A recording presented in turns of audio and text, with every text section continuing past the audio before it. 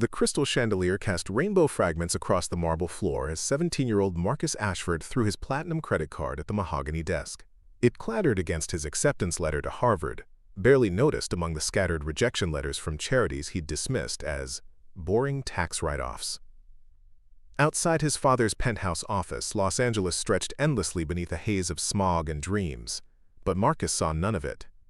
He was too busy being furious that his weekly allowance had been cut from $15,000 to $10,000. Before we jump back in, tell us where you're tuning in from, and if this story touches you, make sure you're subscribed, because tomorrow I've saved something extra special for you. Marcus had never known want. Born into the Ashford empire, a tech dynasty worth $3 billion, he'd been handed everything before he could even speak the words to ask. His nursery had cost more than most people's houses. His first car, a Ferrari gifted on his 16th birthday, sat in a garage with 12 others he'd never driven. At Westfield Prep, the most exclusive school on the West Coast, his classmates knew him as the kid who could buy anything, but seemed to enjoy nothing. That morning, like every morning, Marcus woke in his suite on the top floor of the family mansion in Beverly Hills. The room was larger than most apartments, with floor-to-ceiling windows overlooking perfectly manicured gardens that required a team of 12 gardeners to maintain. His walk-in closet held designer clothes with tags still attached, shoes that cost more than a semester of college tuition, and accessories he'd forgotten he owned. Yet as he stood before his bathroom mirror, brushing his teeth with a gold-plated toothbrush, all he felt was the familiar hollow ache of boredom. His phone buzzed with notifications from friends planning another weekend of yacht parties and shopping sprees in Milan. The same friends who laughed at his jokes because his father funded their families, businesses, who competed for his attention because being close to Marcus meant being close to power. He scrolled through their messages with the same enthusiasm he'd show for watching paint dry. Downstairs, the mansion hummed with invisible activity. Staff moved through hallways like ghosts, maintaining the perfection that money demanded. The kitchen, a temple of stainless steel and imported marble, was staffed by a team of chefs who prepared meals Marcus rarely finished. His breakfast that morning consisted of organic berries flown in from New Zealand and coffee beans that cost more per pound than most people earned in a week. He ate alone at a dining table that could seat 20, the silence broken only by the soft footsteps of servants and the distant hum of traffic on Sunset Boulevard. His father, Richard Ashford, was already gone by the time Marcus wandered downstairs. Board meetings in Tokyo, merger discussions in London, conference calls with investors in Dubai. Marcus had learned not to expect more than a brief text message or a wire transfer to his account. Their relationship existed primarily through financial transactions and public appearances at charity galas, where photographers captured them looking like the perfect father-son duo. Marcus's mother had been absent even longer. She'd left when he was 12. Not for another man or another life, but for what she called finding herself in an ashram in India. Her departure had been as orchestrated as everything else in their world, handled by publicists and lawyers who spun the story into a tale of spiritual awakening rather than abandonment. Marcus had learned about her new book deal from a magazine rather than from her. The day stretched ahead of him like all the others. His personal driver would take him to Westfield Prep in the Bentley, where he'd sit through classes taught by professors who competed for his father's donations. His teachers praised essays he'd barely written and overlooked homework he'd never completed. His classmates would invite him to parties he'd attend out of obligation rather than desire. He'd spend money on things he didn't need, surrounded by people who didn't really know him, living a life that felt more like an expensive prison than a privilege. It was during his economics class that afternoon that everything changed. Professor Williams, one of the few teachers who didn't seem impressed by the Ashford name, was discussing income inequality when he made an announcement that caught Marcus off guard. This semester, we're partnering with Riverside Youth Center for a community service project, Professor Williams said, his voice cutting through the usual classroom chatter. Each of you will be paired with a student from a different economic background to better understand the realities of wealth distribution in America.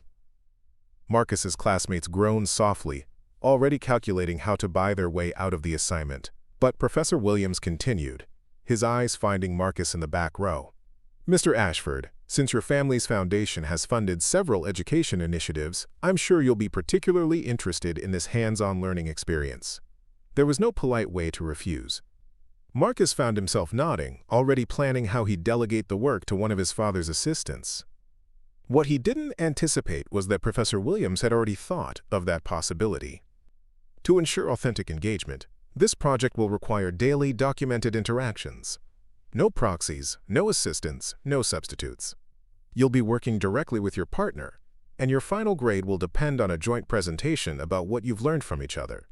The following week, Marcus sat in his father's BMW as it pulled up to Riverside Youth Center. The building stood in stark contrast to everything he knew. A converted warehouse in a part of Los Angeles he'd never seen, despite living in the city his entire life. The exterior walls were painted with murals created by local artists, bright colors depicting scenes of hope and struggle that seemed to pulse with life. Children played in a small courtyard behind chain-link fencing, their laughter carrying over the sound of traffic and construction. Inside, the center buzzed with controlled chaos. Teenagers worked on homework at mismatched tables. Younger children participated in after-school programs, and volunteers supervised activities that ranged from tutoring to art classes. The walls were covered with achievement certificates, college acceptance letters, and photographs of smiling young faces. It was organized and purposeful, but nothing like the sterile perfection of Marcus's usual environment. That's where he met Daniel Rodriguez. Daniel was 17, the same age as Marcus, but the similarities ended there. Where Marcus carried himself with the casual confidence of someone who'd never doubted his place in the world, Daniel had the alert posture of someone who'd learned to be ready for anything. His clothes were clean but clearly secondhand, his sneakers worn but carefully maintained. He sat at a corner table helping a younger boy with math homework, his patience evident as he explained the same concept multiple times without showing frustration. "You must be Marcus," Daniel said when Professor Williams introduced them. His handshake was firm, his smile polite but guarded. "I've heard about the Ashford Foundation. You guys funded the new computer lab here." Marcus nodded awkwardly, suddenly aware of his designer clothes and the way other kids in the center looked at him. He'd expected to feel superior in this environment, but instead he felt exposed, like a fraud wearing a costume that didn't quite fit. Daniel had been at Riverside Youth Center since he was 8 years old. His mother, Sophia, worked 3 jobs to support him and his younger sister, Isabella, after their father died in a construction accident. She cleaned office buildings before dawn, worked as a cashier during the day, and stocked shelves at a grocery store at night. Despite her exhaustion, she made sure Daniel and Isabella never missed a day of school and always had clean clothes and warm meals, even if it meant she went without. The center had become... Preparing and narrating this story took us a lot of time, so if you are enjoying it, subscribe to our channel. It means a lot to us. Now, back to the story. Daniel's second home, a place where he could focus on homework without the distractions of their cramped apartment building. He tutored younger kids to earn a small stipend, saved every dollar for college, and dreamed of becoming a doctor so he could take care of his mother the way she'd taken care of them. His grades were perfect not because school came easily, but because he understood that education was his only path to a different life. Marcus learned these details gradually, through conversations that felt more real than any he'd had in years. Daniel didn't ask about his money or his father's business. Instead, he asked about Marcus's interests, his goals, his thoughts on books they were both reading for different English classes. It was the first time Marcus could remember being seen as something other than a walking bank account. Their first assignment was to interview each other about their daily routines. Marcus went first, describing his morning routine with increasing embarrassment. The personal trainer, the chef prepared breakfast, the driver, the credit card, with no spending limit.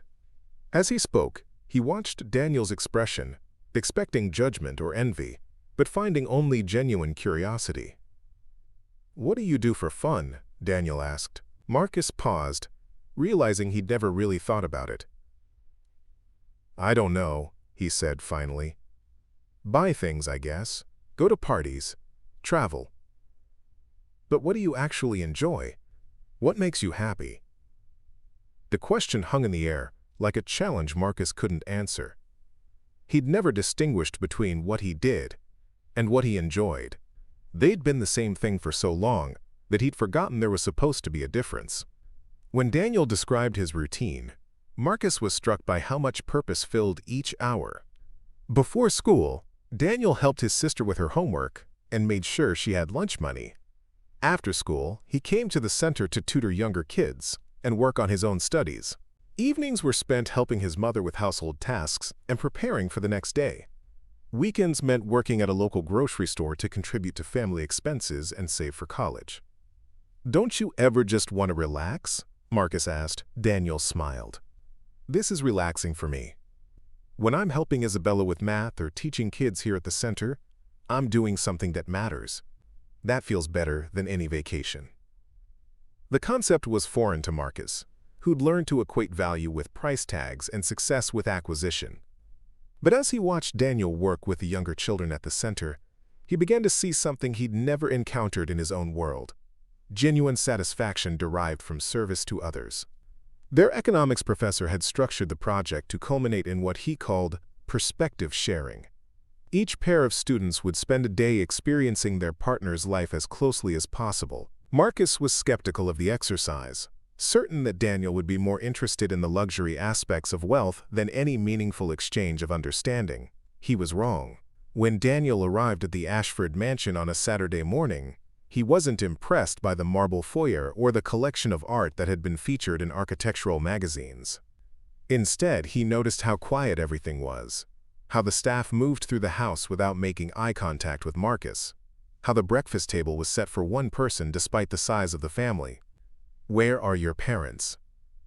Daniel asked as they sat in the dining room that could have housed Daniel's entire family. "Dad's in New York. Mom's somewhere in Europe, I think.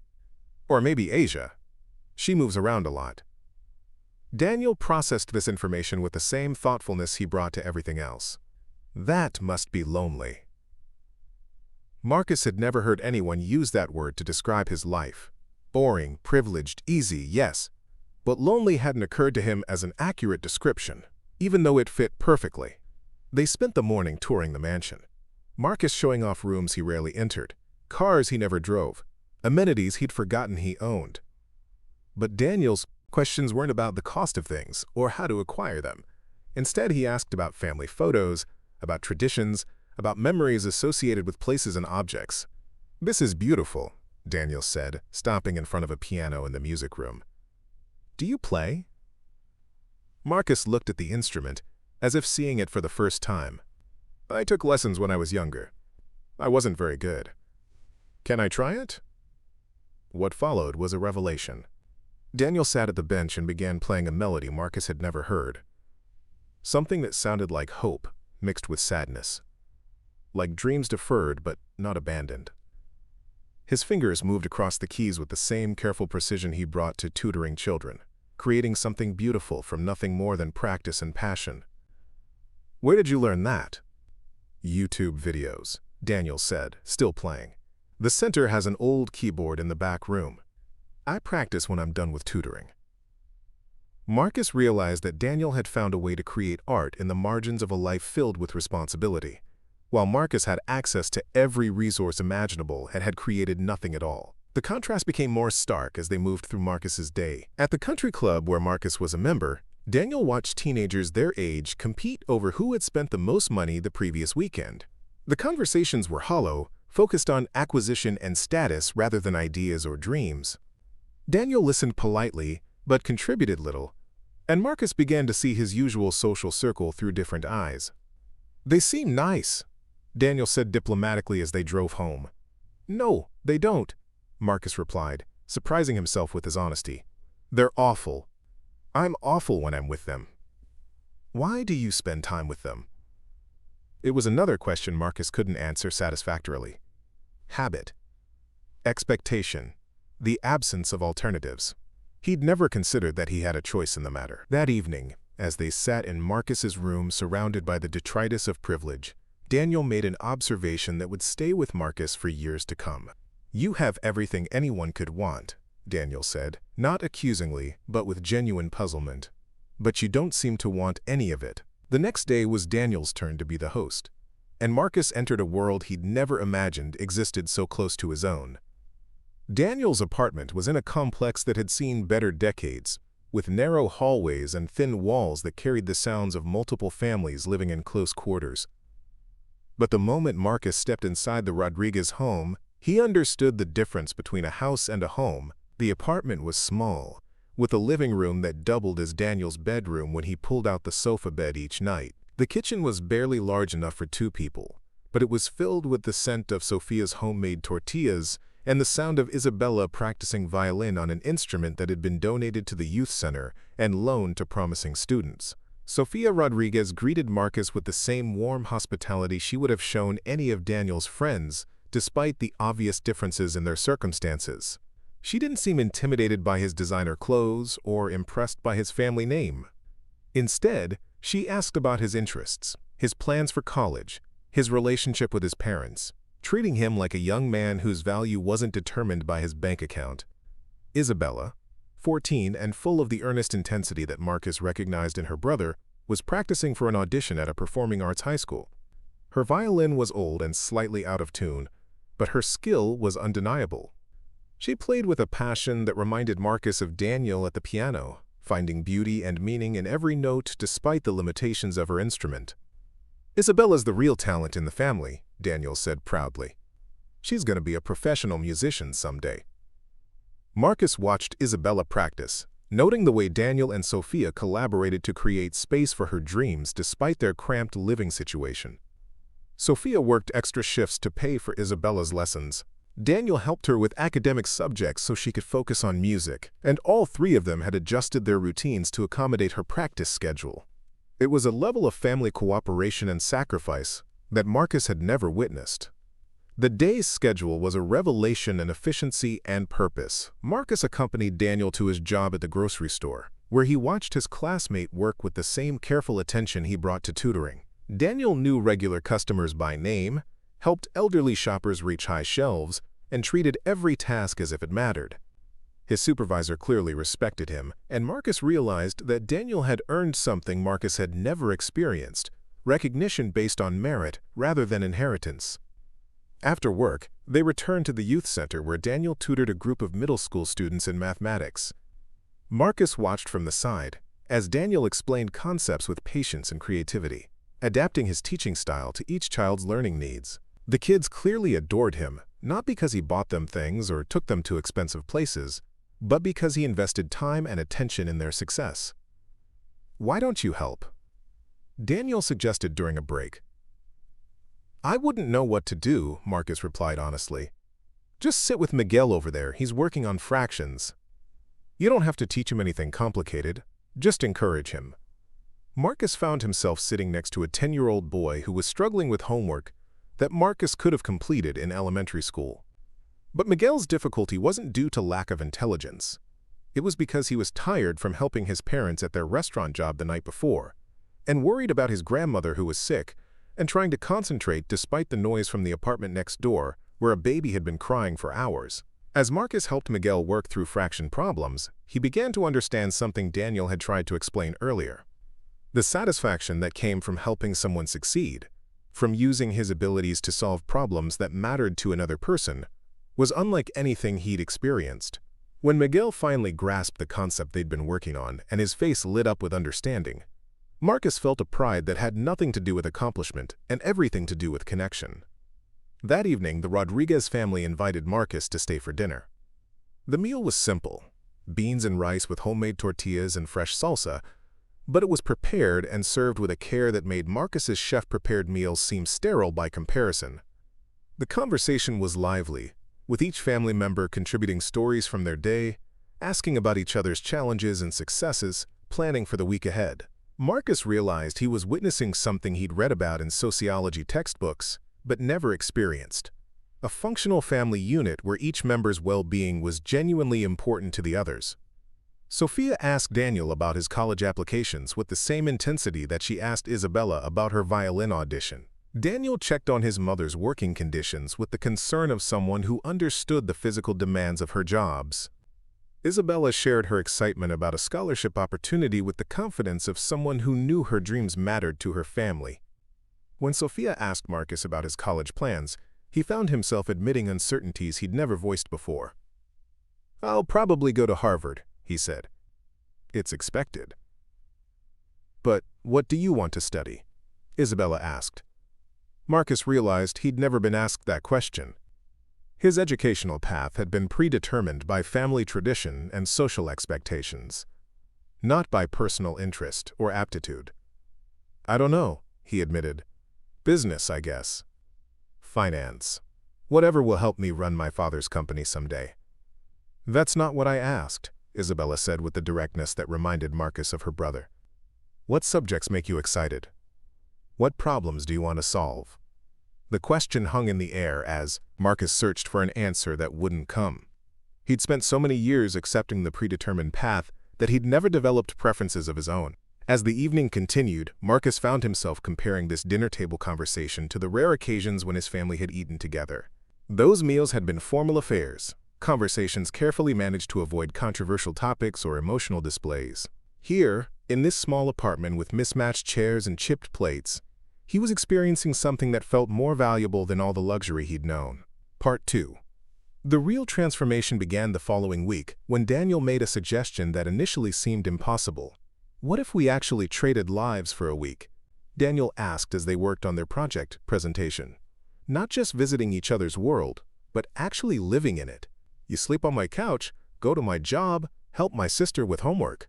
I stay at your house, go to your school, see what it's really like to have no limitations." Marcus's first instinct was to refuse. The idea of sleeping on a couch, working at a grocery store, and giving up his comfortable routine seemed absurd. But as he looked at Daniel's earnest expression, he realized this wasn't about temporary discomfort. It was about understanding something fundamental about the relationship between circumstances and character. "My father would never allow it," Marcus said. "Is your father home this week?" Marcus thought about his father's schedule. Another business trip to Singapore, followed by a conference in Dubai. He wouldn't be back for 10 days, and even then, he rarely ventured into Marcus's wing of the house. "What about your family? Won't they think it's weird having me there?" Daniel smiled. "My mom already suggested it. She said if we're really going to understand each other's lives, we need to experience the daily reality, not just the highlights." The arrangement took careful planning. Marcus would need to learn Daniel's work schedule, understand the family's routines, and figure out how to contribute meaningfully to a household where everyone's labor mattered. Daniel would have to navigate Marcus's school, deal with his social obligations, and manage the strange isolation of unlimited resources. They decided to start the experiment on a Sunday, giving themselves a full week to immerse in each other's reality. Marcus packed a small bag and drove to the Rodriguez apartment, leaving behind his BMW and taking public transportation for the first time in his life.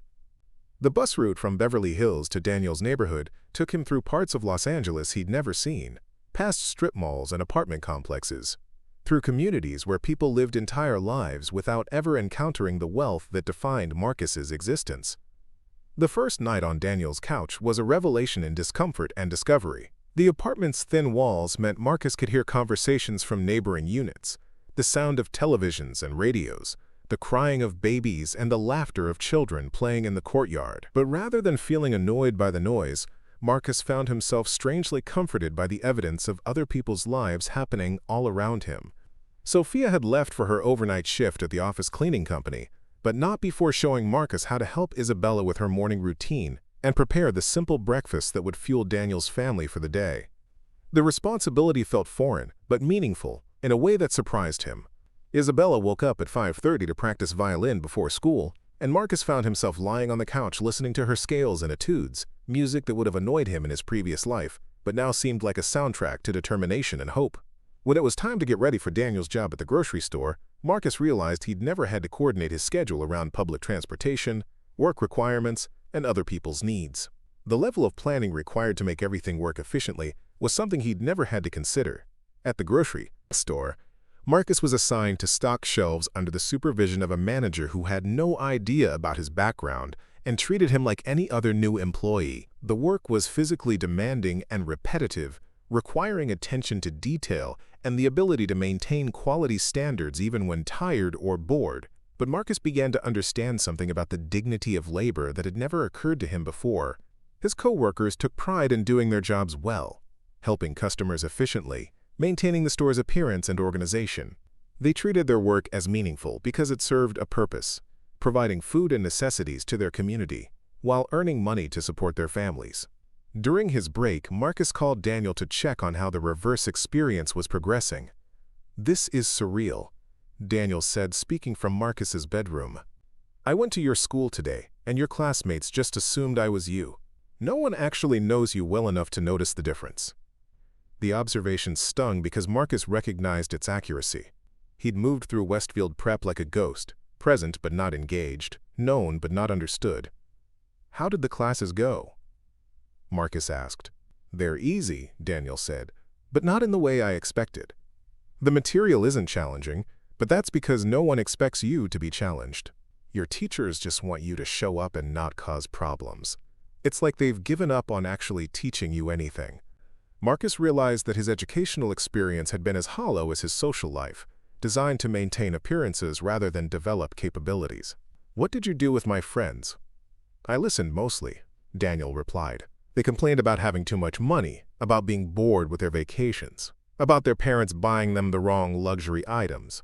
It was like listening to people complain about winning the lottery."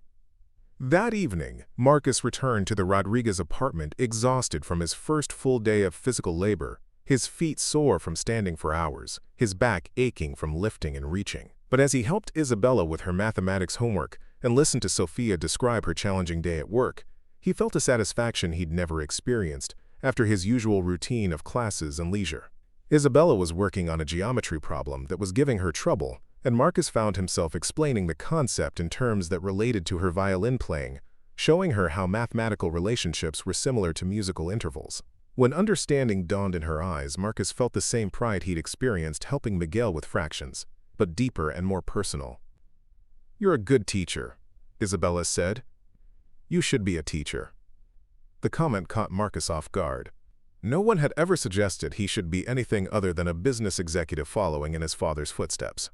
The idea that he might have aptitude for teaching, that he might find satisfaction in helping others learn and grow, had never been presented as a possibility. Meanwhile, at the Ashford mansion, Daniel was discovering the peculiar challenges of unlimited resources. Without the structure of necessity, without the motivation of helping family members or working toward concrete goals, he found himself adrift in a sea of options that felt more overwhelming than liberating. "I tried to find something useful to do," he told Marcus during their nightly check-in call. "But everything's already taken care of. The staff handles all the practical stuff, there's no one who needs help with anything, and all the entertainment options feel empty when you're experiencing them alone." Daniel had attempted to engage with Marcus's usual social group, but found their conversations frustrating and superficial. They complained about problems that weren't really problems, competed over achievements that weren't really achievements, and seemed genuinely confused when he suggested they use their resources to address actual challenges in their community. "I tried to talk to them about the youth center, about kids who could really benefit from tutoring or mentorship, and they looked at me like I was speaking a foreign language," Daniel reported. One of them said, "That's what charity galas are for," as if writing a check was the same as actual involvement. By the middle of the week, both young men were gaining insights that would reshape their understanding of wealth, poverty, and purpose.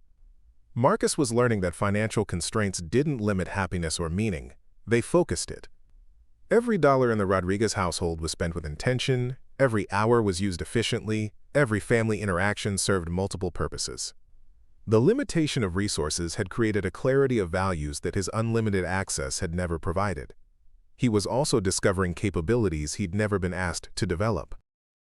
Working at the grocery store required problem-solving skills, customer service abilities, and physical endurance that his privileged education had never demanded. Helping Isabella with homework revealed teaching instincts he'd never known he possessed. Contributing to household tasks gave him a sense of usefulness that spending money had never provided. Daniel, conversely, was learning that unlimited resources without purpose created a paralysis of choice that was more debilitating than liberating. With access to every material thing he'd ever wanted, and no obligations to structure his time, he felt less free than when his schedule had been entirely determined by work and family responsibilities. "I understand now why you seemed so lost," Daniel told Marcus. "Having everything means nothing matters. When you can buy anything, nothing has value. When you don't have to work for anything, nothing feels earned." The most profound moment of the exchange came on Thursday evening. Marcus was helping Sophia prepare dinner when she asked him about his parents, not as small talk but with genuine interest in his well-being. "Daniel told me your father travels frequently," she said as they worked together in the tiny kitchen. "That must be difficult." Marcus found himself explaining his family situation with honesty he'd never shared with anyone. The emotional distance, the lack of genuine connection, the way love had been expressed through financial transactions rather than personal attention. "My father shows affection by putting money in my account," Marcus said. "When I was younger and upset about something, he'd buy me a present instead of talking to me about what was wrong." Sophia listened without judgment, occasionally asking questions that helped Marcus understand patterns in his family that he'd never recognized. "And your mother? She left to find herself," Marcus said, using air quotes. "She sends postcards from various spiritual retreats around the world, but we haven't had a real conversation in years." Sophia was quiet for a moment, stirring the beans they were preparing for dinner. "I'm sorry," she said finally. "Every child deserves parents who are present, not just financially, but emotionally." It was the first time anyone had acknowledged that Marcus's privileged childhood had contained genuine losses, that wealth couldn't compensate for emotional neglect, that having everything material didn't mean he'd been given everything he needed. That same evening, Daniel was alone in the Ashford mansion, eating a meal prepared by staff who seemed surprised that he wanted to eat in the kitchen rather than the formal dining room.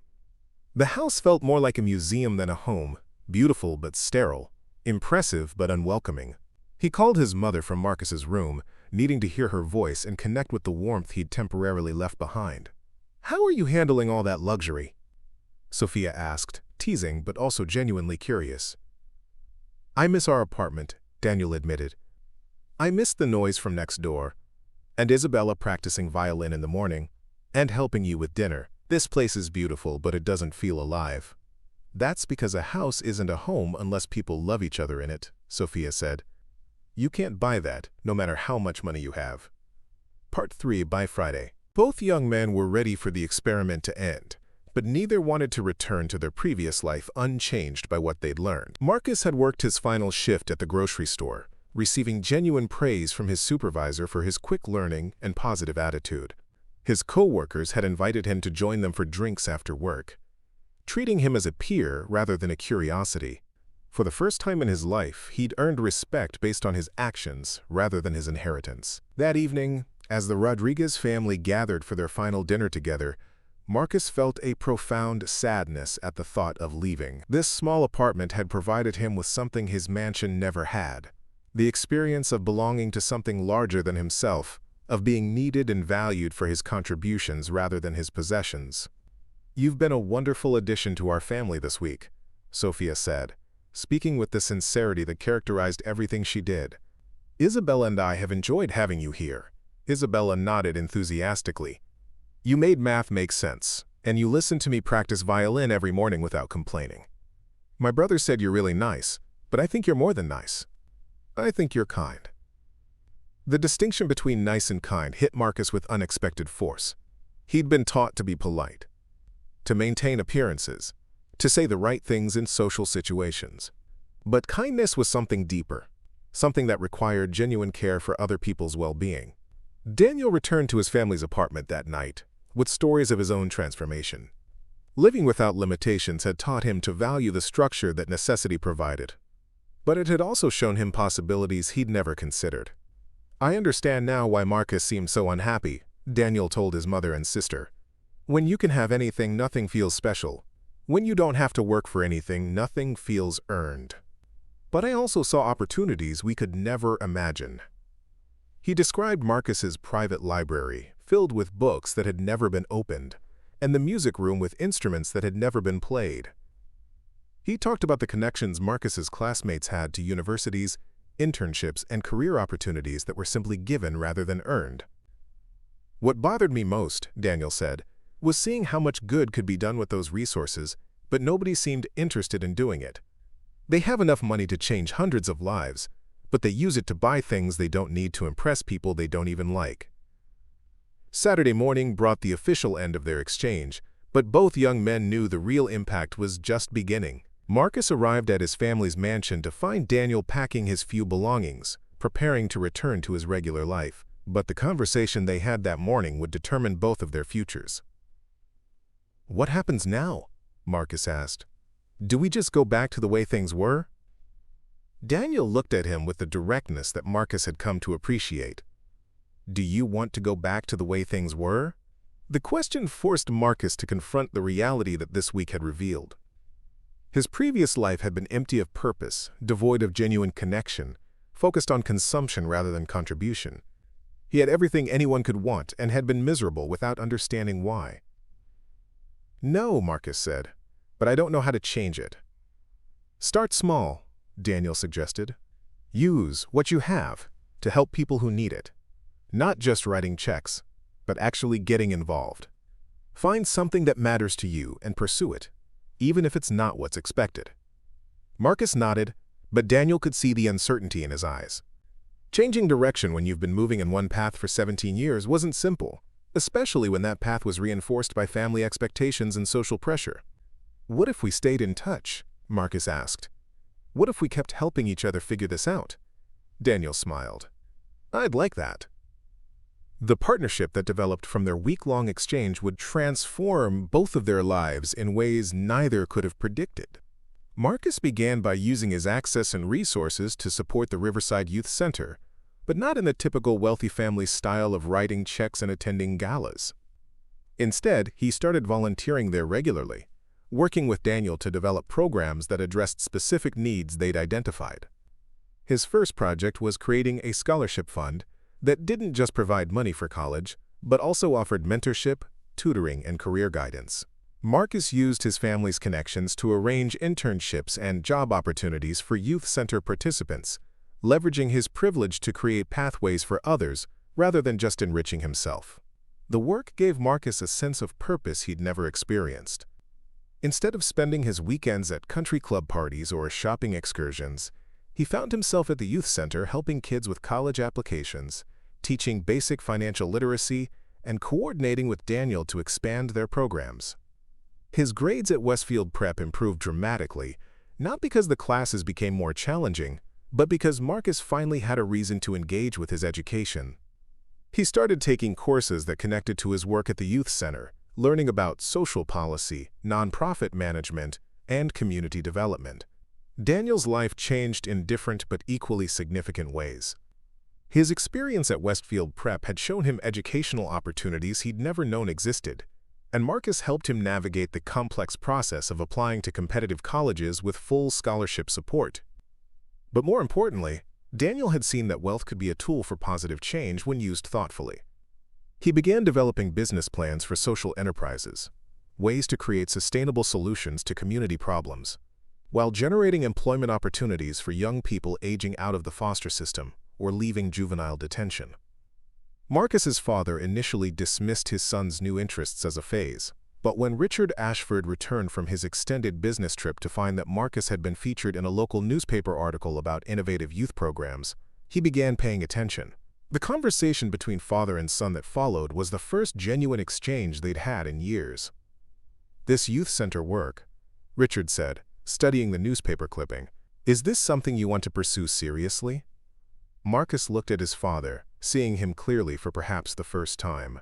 Richard Ashford was a brilliant businessman who had built an empire, but he'd never found the satisfaction that Marcus was discovering through service to others. "Yes," Marcus said. "I think I want to study social entrepreneurship in college. I want to learn how to use business principles to solve social problems." Richard studied his son's face, seeing determination he'd never witnessed before. "And this Daniel Rodriguez? He's influenced this decision?" "He showed me what I was missing," Marcus replied. "Purpose, connection, the satisfaction of actually helping people instead of just accumulating things." For the first time in years, Richard smiled at his son with genuine pride rather than polite acknowledgement. 6 months later, both young men stood on the stage at their respective graduation ceremonies, their futures irrevocably changed by 1 week of walking in each other's shoes. Marcus had been accepted to Stanford's program in social entrepreneurship, while Daniel earned a full scholarship to UCLA's pre-med program. But the real transformation wasn't in their career paths. It was in their understanding that true wealth isn't measured in bank accounts, but in the lives you touch and the purpose you serve. Up next, you've got two more standout stories right on your screen. If this one hit the mark, you won't want to pass these up. Just click and check them out.